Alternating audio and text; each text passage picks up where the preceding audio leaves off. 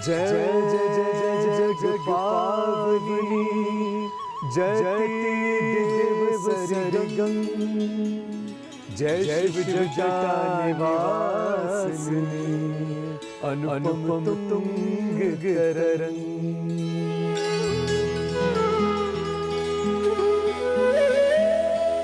मां गंगा की तरल तरंगों को नमन करते हुए हम अपनी आज की यात्रा प्रारंभ करते हैं।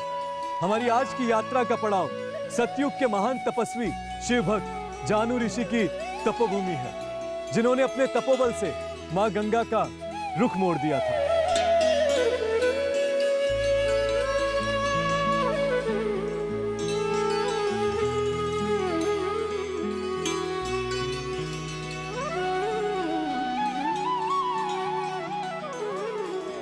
आज का बाबा अजगैबीनाथ मंदिर सतयुग में ऋषि जानू की तपोस्थली थी।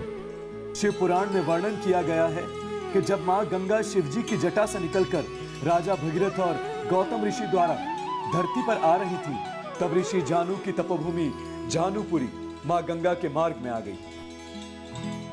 ऋषि जानू तो शिव साधना में लीन थे, पर प्राणियों की चीख पुकार से उनका तप भंग हो गया और मां गंगा की धारा को अकस्मात विपत्ति समझकर उन्होंने अपने तपोबल से कमंडल में धारण कर लिया और उसे पी गए।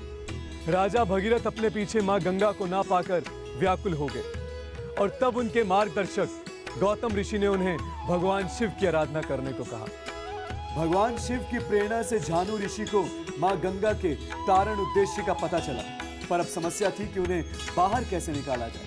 यदि वह मुख से बाहर निकालती तो जूठी हो जाती। स्वयं भगवान शिव ने उनका मार्गदर्शन करते हुए उन्हें मां गंगा को अपने दाहिनी जंघा से बाहर निकालने का आदेश दिया। ओम नमः शिवाय।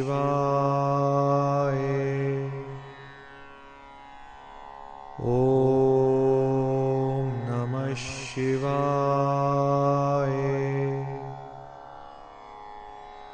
ओम नमः शिवाय। मां गंगा को अपनी जंघा से पुनः ही उत्तर की दिशा में प्रवाहित कर ऋषि जानू ने इस धरती को युगों युगांतर के लिए पूज्य और पवित्र कर दिया। इस घटना के बाद मां गंगा का एक नाम जानवी भी रखा गया।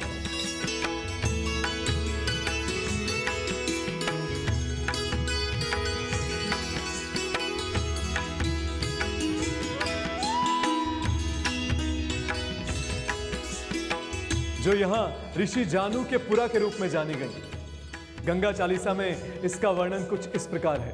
जय जय जानू सुता ज्ञानी भीष्म की माता जगा जननी धवल कमल दल मम तनु सजे लखी शत शरद चंद्र छवि लजे।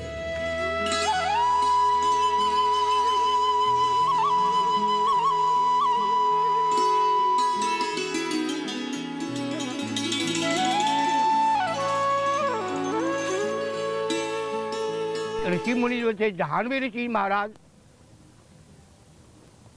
वो एक तपस्वी थे।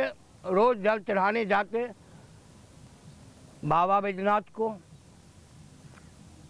वो एक ऐसी स्वप्न हुई कि किसी रास्ते में ही उसने एक भगत हरिनाथ का, हरिहरा नाथ जी महाराज जी थे, उनको वो दर्शन भिखारी रूप में इनको दर्शन दिया।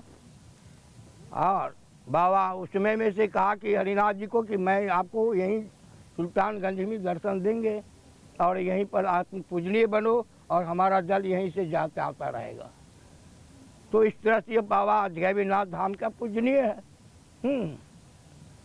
और आस्था एक विश्वास भारत के है, ये सब जगहों से आ रही है बाबा की। यहाँ माँ गंगा आज भी उत्तर वाहिनी है, अर्थात जो दक्षिण से आकर उत्तर दिशा की ओर जाती है, जो पुराणों के अनुसार सहज मोक्ष का स्थान होता है।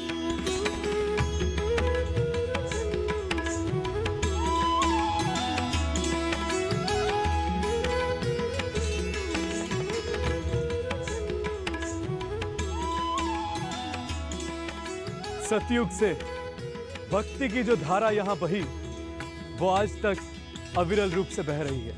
इस स्थान का वर्णन रामायण में भी किया गया है। त्रेता युग में भगवान श्री राम जब लंका से रावण वध कर अयोध्या लौट रहे थे, तब ऋषि वशिष्ठ ने उन्हें ब्रह्म हत्या के पाप से प्रायश्चित हेतु यहाँ से जल लेकर बैद्यनाथ धाम में भगवान भोलेनाथ को अर्पित करने को कहा था।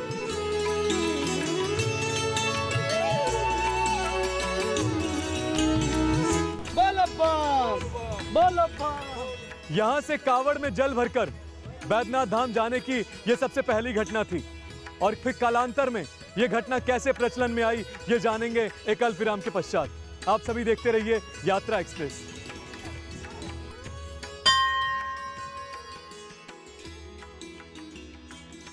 भगवान शिव शक्ति के बिना अधूरे हैं, इसीलिए यहाँ पर भी बाबा भोलेनाथ मां पार्वती के मंदिर के सामने विराजमान है।